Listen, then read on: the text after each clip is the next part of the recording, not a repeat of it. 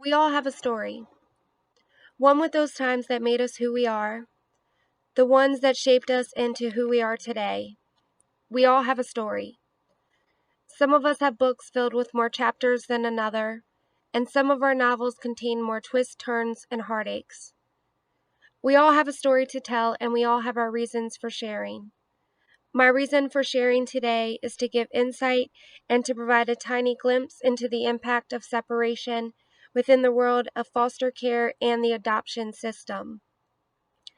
The National Youth Advocate Program and my position within the agency has provided me the platform I personally need to fully embrace the healing from my own personal traumas and tragedies. We all have a story, and this is my story. They shared the same halls, they shared some of the same class periods and friends. They shared the same lunch hall, gym floor, and theatrical stage. They shared the same smile, the same eyes, and the same needs to be waxed unibrow. But they didn't share the same last name. Still, there were too many similarities. There were too many times she heard from her friends, "You guys look like twins." There were too many things she wondered about him just to be able to brush it off and carry on without question. So one day she came home in search of the answer. Most people wouldn't think twice if they shared a similar characteristic or feature with another person. Most people can fully map out their family tree without looking at an end result that appears to have bloomed during fall.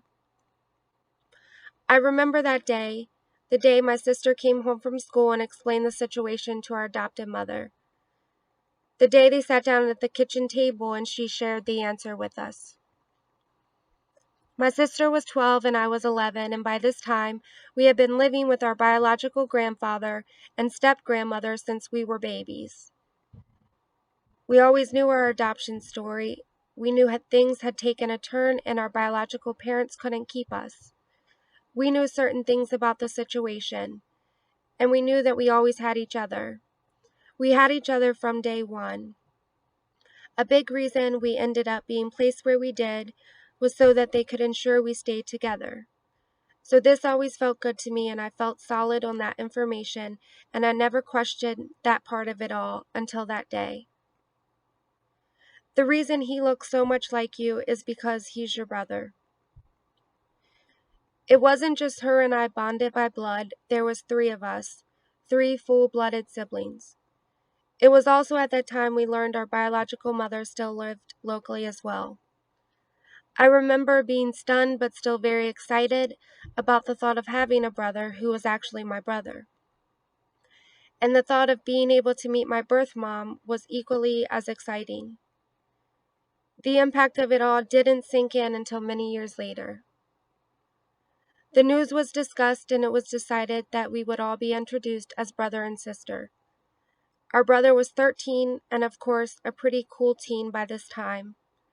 Still, we tried bonding by spending time together. We had sleepovers, took day trips, spent time hanging out at each other's houses, and of course, we passed each other in the halls at school. But eventually, it all faded off, and now we're full-grown adults. As amazing as it all sounds, the fairy tale isn't all that it could have been. By the time we all joined together, our personalities had formed, and to be quite honest, it was odd at times to just suddenly have another person that I could add to my family tree. And I know that it had to feel completely different, overwhelming, and uncomfortable for him at times as well. If I had to describe it, it felt more like he was a distant relative, a fifth or sixth cousin sometimes. But the reality of it all was he was my full-blood brother. I had one sibling I argued and fought with on an almost daily basis, my sister, and one I don't think I've ever even had a heated conversation with, my brother. By the time we were able to reunite, so much time had passed that the realization, the fantasy idea I had surrounding our reunification wasn't going to be the reality. The dynamic wasn't how it could have been had we all been able to stay together. I did gain a big brother that day, but still we weren't under the same roof. We still had completely different personalities and personal battles that we were facing. We were so different, and it felt harder than I imagined to grow a relationship with him. As we have grown, we have stayed connected. We graduated from the same high school. We attended each other's weddings, and sometimes we do share a holiday or a weekend gathering together. But still, it isn't what it could have been. It isn't what I thought it would have been the day we learned the truth. Part of my heart broke years later from the realization of what could have been, what ultimately in a perfect world should have been, but wasn't. And while I don't hold any animosity towards anyone involved in the initial secrecy, I still had to struggle with a great amount of identity issues, trust issues, and soul searching because of it all. Part of the healing is to be standing here today. The healing comes from the opportunity to share my story and to urge those that hear it to help create a different type of healing for the sibling groups that still have the chance to build a relationship from the start. To provide insight into the reality that comes from splitting them apart. To help pave a different path for the groups of children that have no one else but their siblings at the end of all this. You'll often find that in foster care, siblings are the last solid relationships that the children have, the only bond that they have left in the world, and to separate that bond is detrimental to them in the present and also later in their lives. The average foster home currently open for placement in Jefferson, Berkeley, and Morgan counties are only able to accept around 2 children. That means if a sibling group of 3 or more enter into the system, we have no choice but to split them up. We are in desperate need of foster parents who are willing to open their homes, hearts, and offer space for our sibling groups. I can't begin to imagine how different our lives could have been had we been able to all 3 stay together. Had we had the opportunity to grow together, never miss a birthday or holiday, or had we never had to enter into a relationship with each other during some of our most awkward stages in life. There's no chance to change that now. There is only a chance to change it for others. And I am offering a wholehearted plea for you to join me in creating that change. Thank you.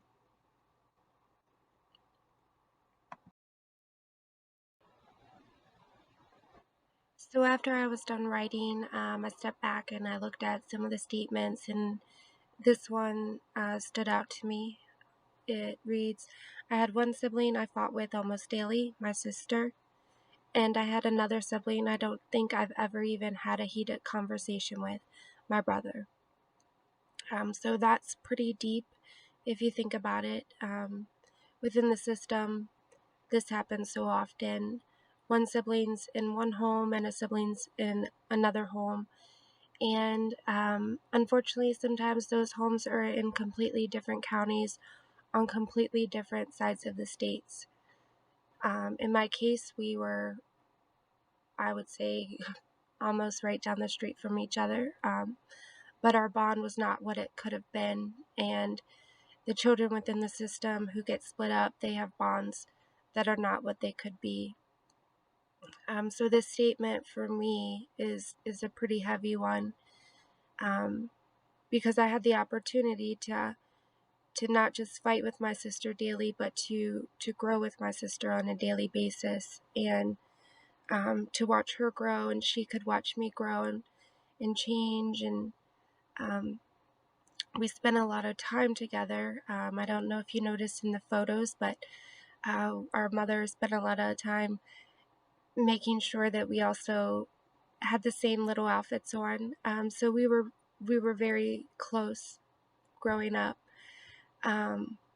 We didn't have that opportunity with our brother. So this statement, for me, is one that means a lot, because I had the opportunity with my sister, but I did not have the same opportunity with another blood sibling of mine.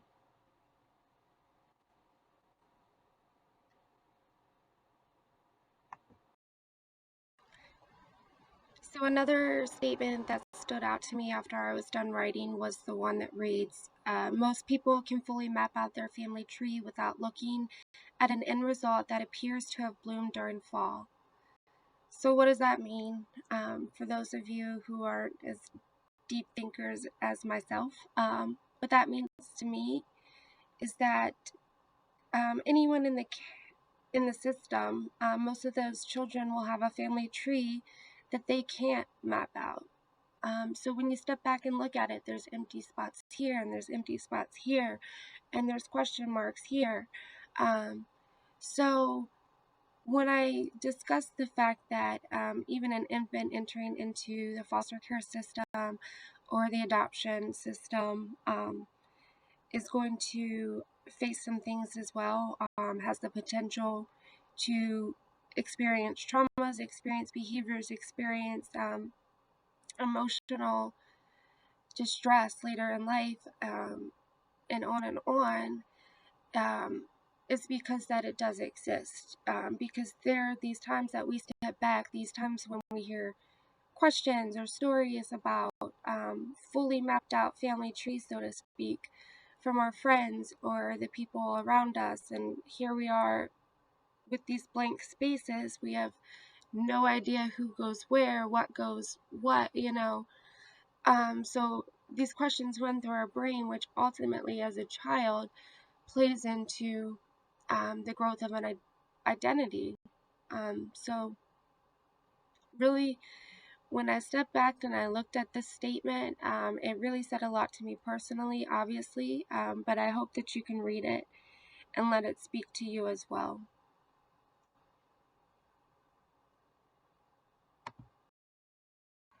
So if you are interested in becoming a foster parent or just learning more about the program itself, here are some QR codes that you can utilize to reach our inquiry form, as well as our training calendar and event schedule that we have set up for NIAP West Virginia.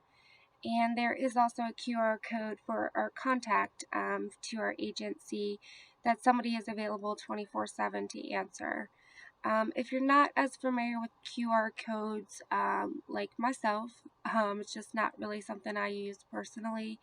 You can do it the traditional way and visit our website, and that is niap.org, and you can find the same information on the website.